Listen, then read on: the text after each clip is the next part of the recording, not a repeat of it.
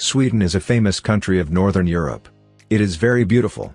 Today I will tell you about top 10 best places to visit in Sweden. Sweden has lots of coastline, no doubt about that, but the best place to observe marine life under protected circumstances is Kosterhavet National Park. Kosterhavet, which borders Norway, is the country's first marine national park. With 6,000 species of marine life, the park is home to several species that can't be found anywhere else in Sweden. The park is centered around the shores and sea of the Koster Islands. Kosterhavet's coral reefs make it popular with snorkelers and divers, while landlubbers can enjoy quaint fishing villages waiting to be turned into picture postcards. Marstrand, a city since 1200, is known for two things: sailing and an old fortress. This seaside community, located on an island in western Sweden, hosts the annual Match Cup Sweden, an important sailing competition. It also is home to the 17th-century Karlsten Fortress, a majestic stone structure that guards the city.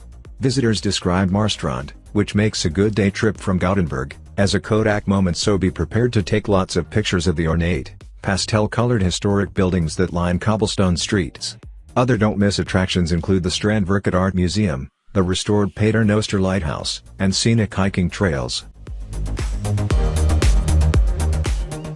Something old, something new is perhaps the best way to describe Malmo, a medieval historic city with a landscape that's studded with modern, contemporary buildings.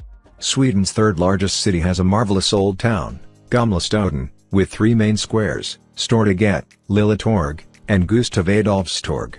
Old Town is also where you'll find the Castle Malmö's Slot. This multicultural city, with 150 ethnicities, is linked via Öresund Bridge to Denmark.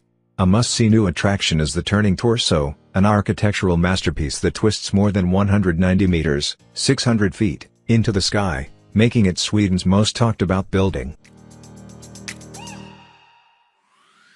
Ystad, a coastal town in southern Sweden, is sure to draw sleuths and murder mystery fans. Noted author Henning Mankell set his Kurt Wallander detective novels in Ystad and the surrounding area. Notable buildings you'll find used in his books include Greyfriars Abbey, one of Sweden's best preserved medieval monasteries, and the Church of the Virgin Mary, a large medieval church. Both are outstanding examples of Gothic Hansa architecture. A walking tour over cobblestone streets also will take you past picturesque pastel-colored half-timbered buildings. A walk on the town's pretty sandy beaches is called for, too. East of Ystad is the megalithic monument of Älvstenar, consisting of 59 large boulders forming a stone ship.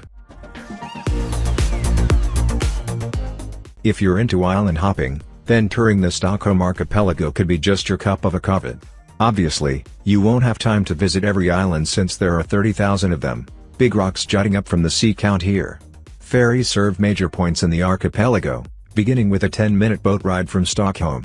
Visit a World War I fortress at Stara Fortet or Vexum, the capital of the archipelago with its ornate buildings and a history of herring fishing.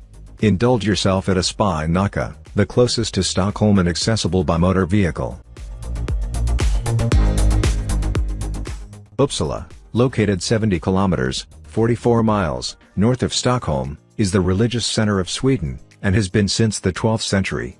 Prior to Christianity, Uppsala was known for idols of Norse gods. The Uppsala Cathedral, seat of the Archbishop of Sweden, is the largest cathedral in Scandinavia.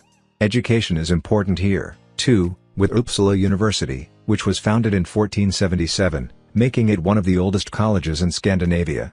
The Furus River runs through the city, with a medieval section located west of the river. Both the cathedral and Uppsala Castle dominate the skyline here. 18th-century botanist Carl Linnaeus lived in Uppsala, so check out the botanical garden next to the castle.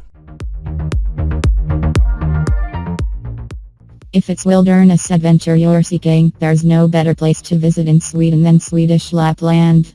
Located in the far north above the Arctic Circle where summer shines around the clock, Lapland is for canoers, hikers and viewers of wildlife. Swedish Lapland is inhabited by the hardy, indigenous Sami, who live in massive forests and barren tundra. A good way to experience the region is to drive the 359 km 223-mile-long wilderness way from the canoeing center at Strömsund to the terminus at Vilhelmina, a church town by Fatmomek, where you'll see traditional wooden huts. Winter visitors can buy rain